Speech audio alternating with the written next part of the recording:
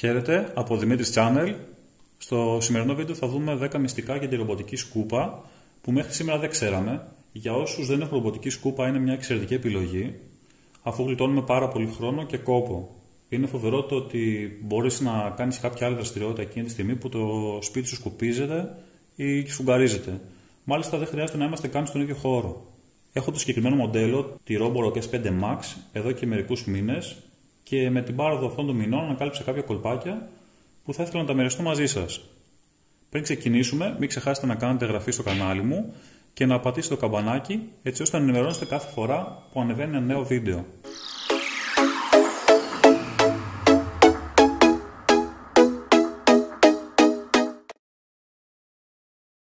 Για να λειτουργήσει η ρομποτική μας σκούπα χρειαζόμαστε δίκτυο. Τώρα για τους σκοπούς στο βίντεο έχουμε κλείσει το router μας και τι βλέπουμε? Network unavailable. Οπότε πατάμε να μπούμε μέσα στη ρομποτική μας σκούπα, δεν μπορούμε να τη χειριστούμε. Άρα πρακτικά χωρίς δίκτυο δεν μπορούμε να κάνουμε τίποτα. Επίσης, όταν έχουμε και διακοπή ρεύματος, τι έχει σαν αποτέλεσμα? Να κλείσει το router μας, άρα πάλι δεν μπορούμε να χειριστούμε χωρίς ρεύμα τη ρομποτική μας σκούπα. Ανοίξουμε λοιπόν το router μας και περνάμε λοιπόν στο επόμενο στοιχείο που πρέπει να έχουμε υπόψη μας. Αν έχουμε λοιπόν ένα σπίτι το οποίο έχει δύο επίπεδα ή περισσότερα, ο χάρτης μας δίνει τη δυνατότητα να περάσουμε έναν χάρτη ο οποίος είναι πολλαπλών επιπέδων. Για παράδειγμα, βλέπουμε τώρα αυτή τη στιγμή, επειδή έχουμε ένα πάτωμα, τι λέει single level. Μπορούμε να πατήσουμε εδώ πέρα και να βάλουμε multi level. Οπότε τι μας λέει? Μπορούμε να βάλουμε μέχρι 4 χάρτες από ένα σπίτι το οποίο έχει πολλά επίπεδα. Οπότε τι γίνεται σε αυτή την περίπτωση? Τελειώνει το ένα επίπεδο, μας ενημερώνει ότι το σκούπισε η ρομποτική μας σκούπα και μετακινούμε τη σκούπα μας στο άλλο επίπεδο και ούτω καθεξής. Αν θέλω να αποφύγω π.χ. γύρω από παράθυρο όταν έχω κουρτίνες ή όπως εδώ πέρα όταν έχω ένα επίπεδο το οποίο έχει αρκετά μεγάλο ύψος και δεν θέλω κάθε φορά να ανεβαίνει η σκούπα μου πάνω για να κάνει κάποια πιθανή ζημιά, μπορώ να ορίσω τους λεγόμενους αόρατους τοίχους. Οπότε σε αυτή την περίπτωση τι κάνω? Παίρνω λοιπόν το τοίχο και τον βάζω περιμετρικά το αντικείμενο που θέλω, όπως έκανα εδώ πέρα. Είναι πάρα πολύ σημαντικό, για παράδειγμα, όταν θέλω να μην μαζεύω κάθε φορά τις κουρτίνες, βάζω γύρω τις κουρτίνες αυτούς τους τοίχους και η σκούπα κάθε φορά που φτάνει σε αυτό το σημείο δεν θα περνάει να πάει προς τα εκεί, θα αλλάζει κατεύθυνση. Με τον ίδιο τρόπο, τι μπορώ να κάνω? Μπορώ να ορίσω αυτόν τον τοίχο στη μέση του σπιτιού, στο τέλος θα σκουπίσει το σπίτι μας ή αυτό, ανάλογα που την έχω τη σκούπα. Τώρα στους χώρους που υπάρχουν πόρτες μπορούμε να τις έχουμε περίπου μισάνοιχτες, έτσι ώστε να περνάει από πίσω η σκούπα και να καθαρίζει και σε αυτό το σημείο. Βολεύει πάρα πολύ και στο σκούπισμα και στο σφουγγάρισμα. Για ένα πιο ικανοποιητικό σκούπισμα γύρω από μια τραπεζαρία που υπάρχουν καρέκλες, καλό είναι να βγάζουμε λίγο προς τα έξω αυτές, έτσι ώστε να μπορεί να περνάει η σκούπα μας ελεύθερα.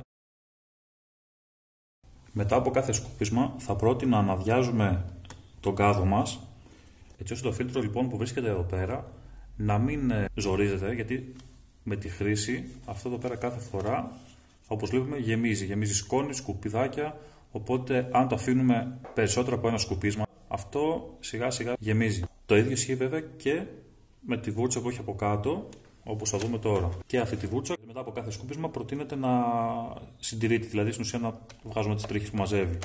Βέβαια, η σκούπα μας δίνει τη δυνατότητα να δούμε σε τι κατάσταση βρίσκονται κάθε φορά τα ανταλλακτικά. Όπως λέμε το φίλτρο, το βουρτσάκι το περιστρεφόμενο, το από κάτω το βουρτσάκι που είναι σε επαφή με το χαλί μας συνήθως ή με το μάρμαρο, όπως και οι αισθητήρες γύρω-γύρω που έχουμε, μας δείχνουν σε τι κατάσταση βρίσκονται. Παρ' όλα αυτά, για να είναι πιο αποδοτική σκούπα, προτείνεται να κάνουμε πιο τακτικά τα καθαρίσματά μας. Τώρα, αν έχουμε μια ρομποτική σκούπα η οποία δεν μπορεί να καταλάβει κατά το σφουγγάρισμα αν έχουμε κάπου χαλιά, οπότε δεν θέλουμε να περάσει από εκεί, τι γίνεται? Σε αυτή την περίπτωση μας δίνει το πρόγραμμα τη δυνατότητα να ορίσουμε ζώνες σε οποίες δεν θέλουμε να γίνει σφουγγάρισμα. Βλέπουμε λοιπόν, πάμε στα No-Go Zones και αφού φορτώσει, τι βλέπουμε? No Mop Zones. Εκεί πέρα λοιπόν ορίζονται, για παράδειγμα εδώ πέρα βλέπουμε, είναι η τραπεζαρία, έχουμε το χαλί από κάτω και σε αυτό το σημείο γύρω θα περάσει η σκούπα μας χωρίς να ανέβει πάνω στο χαλί. Στην αρχή δεν θα το πετύχουμε, θα πρέπει να προσπαθήσουμε λίγο για να το βρούμε ακριβώς, αλλά 1, 2, 3 φορές κάποια στιγμή θα περνάει οριακά γύρω-γύρω από το χαλί. Εννοείται ότι αν μετακινηθεί το χαλί, μετά θα πρέπει να ξαναορίσουμε την ζώνη μας αυτή. Περνάμε στο σφουγγάρισμα λοιπόν. Θα πρότεινα να ξεπλύνουμε πρώτα πριν το σφουγγάρισμά μας το πανάκι μικροϊνών με ζεστό νερό και στη συνέχεια να βάλουμε το απορρυπαντικό πάνω. Όπως είχαμε πει και σε προηγούμενο βίντεο, ο κατασκευαστής δεν προτείνει να βάζουμε στη δεξαμενή μας μέσα το απορρυπαντικό, οπότε θα το βάλουμε εδώ πάνω. Εννοείται και να είναι πιο αποτελεσματικό ακόμα το σφουγγάρισμά μας, θα πρότεινα να βάλουμε λίγο χλιαρό νερό στη δεξαμενή. Βέβαια, όχι πολύ ζεστό για να μην κάνουμε κάποια ζημιά μέσα. Αν δεν βάλουμε, όπως είπαμε στην αρχή, ζεστό νερό πάνω στο πανάκι, δηλαδή δεν το ξεπλύνουμε, και βάλουμε πως είναι στεγνό τώρα το απορρυπαντικό, αυτό θα έχει σαν συνέπεια με το που ξεκινήσει το σφουγγάρισμα το απορρυπαντικό να μείνει στο πάτωμα στα πρώτα μέτρα. Οπότε, πολύ σημαντικό, πάντα ξεπλένουμε πριν το σφουγγάρισμα το πανάκι μας. Όπως βλέπουμε το πανάκι μικροϊνών που έρχεται σε επαφή με το πάτωμα και σφουγγαρίζει, όταν το βάλουμε έτσι και δούμε καλύτερα, βλέπουμε ότι αυτή εδώ πέρα επιφάνεια εξέχει περισσότερο. Άρα λοιπόν, όταν σφουγγαρίζει, το αποτέλεσμα είναι αυτό της φωτογραφίας. Δηλαδή, σφουγγαρίζει μόνο αυτή η επιφάνεια.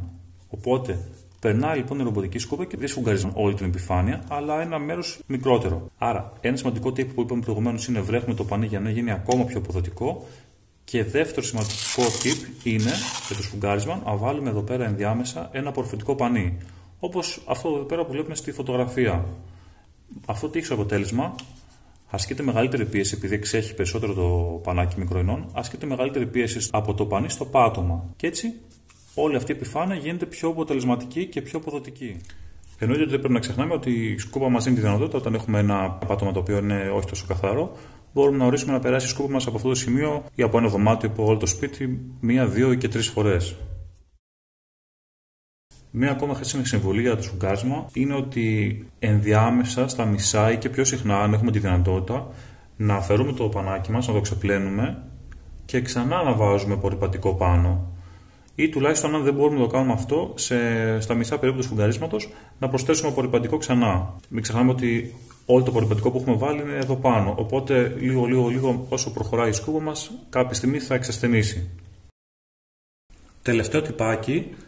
Όσοι έχετε κάποιο μαύρο χαλί, κάποιο μαύρο μάρμαρο, πλακάκι, γενικότερα μαύρο δάπεδο, σκουρόχρωμο, έχει παρατηρηθεί η ρομποτική μας σκούπα να μπερδεύεται. Γιατί αυτοί εδώ πέρα οι αισθητήρες διαβάζουν αν υπάρχει κάποιο κενό. Για παράδειγμα, όταν έχουμε μια σκάλα, εκεί πέρα μόλις φτάνει στην άκρη η ρομποτική μας σκούπα, καταλαβαίνει ότι υπάρχει κενό από κάτω, σταματάει και αλλάζει κατεύθυνση. Δηλαδή, στην ουσία, τι βλέπει ένα βάθος. Έτσι λοιπόν, όταν βλέπει το μαύρο χαλί, καταλαβαίνει πάλι ότι έχουμε κάποιο κενό και μπερδεύεται. Η λύση που δίνεται σε αυτές τις περιπτώσεις είναι να βάζουμε ένα ανοιχτόχρωμο βασικά αυτοκόλλητο πάνω σε αυτούς τους αισθητήρες.